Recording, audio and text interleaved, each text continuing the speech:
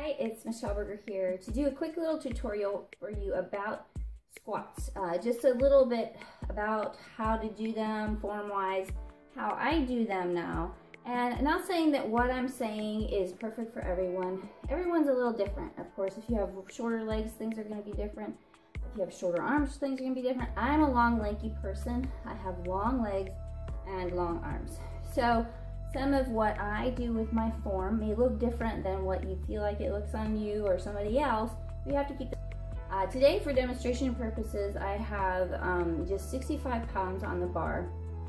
And you notice I have this nice handy dandy squat rack here. I got this squat rack from walmart.com. It's a gold squat rack that came with a bench, and it's great. I mean, it's a huge value if you're looking for something to you, you're benching and you're squatting with. Okay, so the main thing when you squat is it's not an up and down motion. You're not staying completely up straight, and you're not going, down without moving your body forward a little bit. That's just how we naturally do it. We have to shift our body weight a little bit for balance purposes. So allow your body to go through that natural curve. Okay, so what I always tell people to do is, if you've never squatted before, you need to just squat without weight. You need to get to the point to where you can really squat down to where your hamstrings are parallel with the floor, and then you can come back up. Now, if that's difficult for you, go ahead and start doing it just sitting down into a chair. So the feet position that you want to use when squatting is slightly wider than shoulder width apart, and I like to put my feet out just to the side a little bit. This alleviates some of the tension on your knees, and I do have knee issues, so that really helps me, but not too far, but just slightly out. Okay, and so first off, let's just talk about the bar placement on your back. Let me get this bar up here. So, all right, you can see how my bar is about a little higher than about chest height.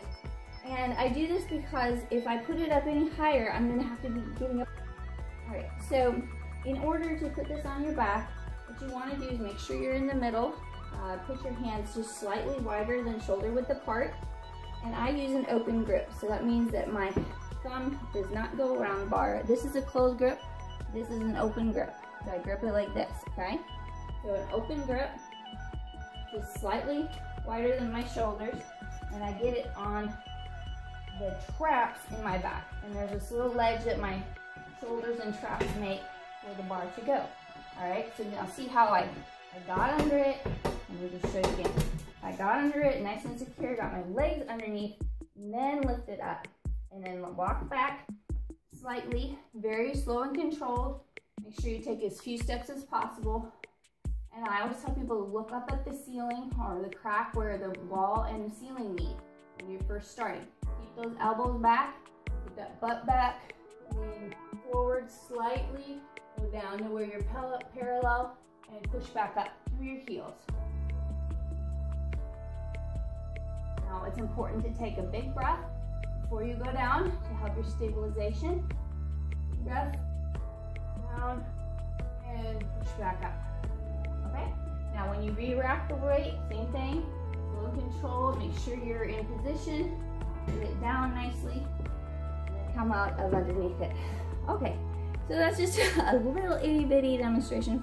All right, here you can see from behind a little better view of where the bar placement should be. This is a low bar position. Like I said, I use an open grip for this, and making sure to just keep my elbows back. Slow and controlled steps backward, and getting focused and ready to go down for my first squat. Go down nice and slow and controlled and push back up.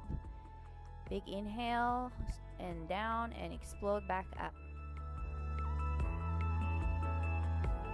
I'm just going to do a few reps and then show you how to rack the weights once again. Nice, slow and controlled. Be very careful. Lower the weights down. Now you can see from this view my foot position slightly wider than shoulder width apart with toes slightly out.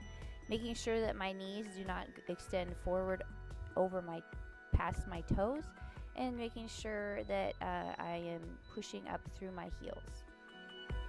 Okay, so two key things to keep in mind. Your glutes are what we're trying to activate, And we're also trying to build strength in the rest of our lower body and actually our whole posterior chain with squats. So in order to activate your glutes, key thing you have to keep in mind is that you need to stick your butt out behind you. You can't be squatting like this. Okay, so stick that butt behind you. So if you have to, just kind of bend over at your hips, stick it behind you, and then go down. You know, don't worry about your arms right now. Let's do that, okay? Now, one thing that you can practice doing if you're having problems with this is to use a chair or bench for assistance. So what you want to do is just start off like you're squatting, and then have the bench and the chair behind you, and think about sitting just on the very edge of it rather than sinking way deep. What we want to do is really stick our butt back behind us and sit down on it to where your butt is just kind of sticking out behind you on the bench, and your knees are over your ankles, okay? Now stand back up, pushing up through your heels, okay? So if you have to lean forward just a little bit, and push forward, okay? Now come back down, and just take a little break in between each one. Now if you need to assist with your hands, go ahead and do that, okay? We're just trying to get our balance and learn how to squat. Okay, so once you master that, then I want you to do it what's called an air squat.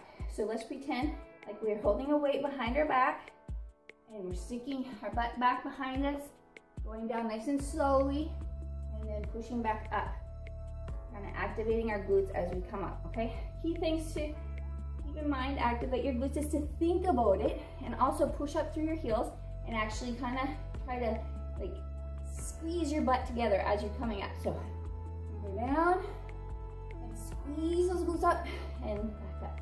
You can also think, explode. When you're down at the bottom, you don't want to go, you want to go down slowly, but once you're down there and you're ready to go up, in your head think, explode, and push yourself up. So, go down slowly, explode, okay? All right, so once you master doing air squats, that's when you want to move to doing the bar versions. And you can also do dumbbell squats too, but that is another video.